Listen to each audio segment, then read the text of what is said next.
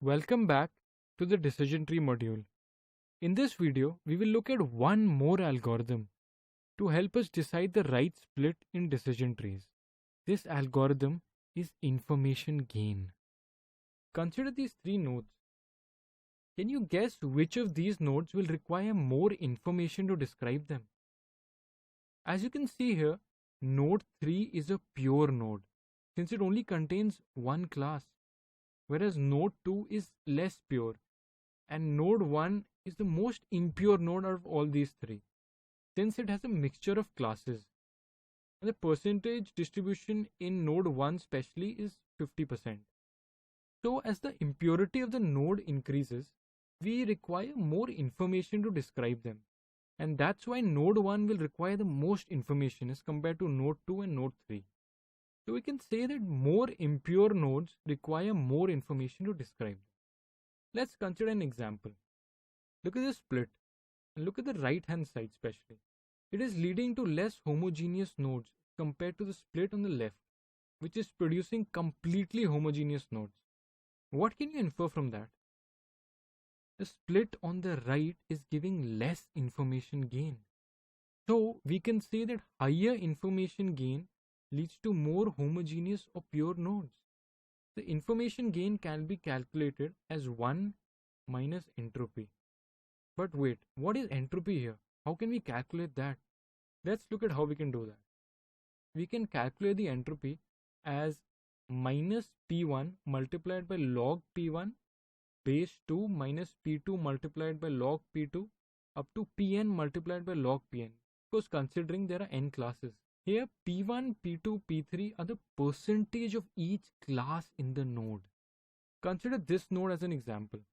Here the percentage of students who play cricket is 0.5 and the percentage of students who do not play cricket is of course also 0.5. Now if I use the formula to calculate the entropy, the percentage of play class is 0.5 multiplied by the log of 0.5 base 2 minus the percentage of do not play, which is 0.5 multiplied by log of 0.5. Since the log of 0.5 base 2 is minus 1, the entropy for this node will be 1. Let's consider one more node. You can see it's a pure node as it only contains a single class.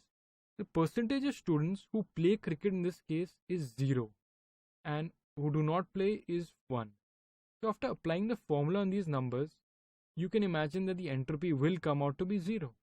When we compare the entropy values here, we can say that lower entropy means more pure nodes and higher entropy means, well, less pure nodes. Let's now look at the properties of entropy. Similar to Gini impurity and chi-square, it also works only with categorical target variable. Lesser the entropy, higher the information gain, which will lead to more homogeneous or pure nodes as we have seen earlier as well. These two are essentially and basically the properties of entropy. Now let's spend some time looking at the steps to calculate entropy for a split. That's why we are here. We will first calculate the entropy of the parent node and then calculate the entropy of each child node. Finally, we will calculate the weighted average entropy of the split using the same steps that we saw while calculating the Gini. The weight of a node will be the number of samples in that node divided by the total samples in the parent node. If the weighted entropy of the child node is greater than the parent node, we will not consider that split as it's returning more impure nodes compared to the parent node. Let's use these two splits and calculate the entropy for both of the splits. So what we saw in the previous slide will become much more clearer by the time we see the end of this example. Let's start with a split on performance in class.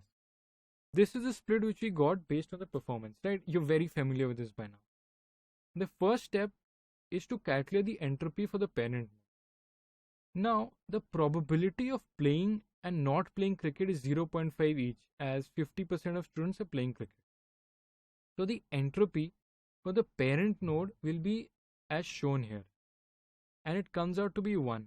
Remember this formula we saw for entropy earlier, we've just simply plugged in the value. Similarly, for the subnode above average, the probability of playing is 0.57 and probability of not playing is 0.43. When we plug in those values, the entropy comes out to be 0.98. For the subnode below average, we do the same thing. The probability of playing is 0.33, of not playing is 0.67, and when we plug those values into the entropy formula, we get 0.91. Finally, the weighted entropy for the split on performance in class will be the sum of weight of that node multiplied by the entropy of that node. For performance in class, entropy will be around 0.959. Pause the video for a second and you can just verify the values as well. Here we can see that this weighted entropy is lower than the entropy of the parent node. Right? The parent node is 1, the weighted entropy is 0.95. So we can say that it is returning more pure nodes compared to the parent node. Similarly, we can calculate the entropy for the split on class using the same steps that we just saw. Here we've calculated all the values, and again I advise you to calculate them on your own. Take a pen and paper, plug in these values into the entropy formula we saw and compare them with these results. The weighted entropy for the split on the class variable comes out to be 0.722. Now we will compare the entropies of two splits, which are 0.959 for split on performance in class and 0.722 for the split on the class variable. Information gain is calculated as 1 minus entropy. Remember the formula we saw earlier? And these are the values we get when we use that formula. For the performance in class variable, information gain is 0.041 and for the class variable it's 0.278. Lesser the entropy or higher information gain lead to more homogeneity or the purity of the node. And hence, split on the class variable will produce more pure nodes. This is how we can make use of entropy or information gain to decide the best split. In the next video, we will see one more algorithm for deciding the best split point in decision trees, and this time it will be for continuous target variables. Thank you.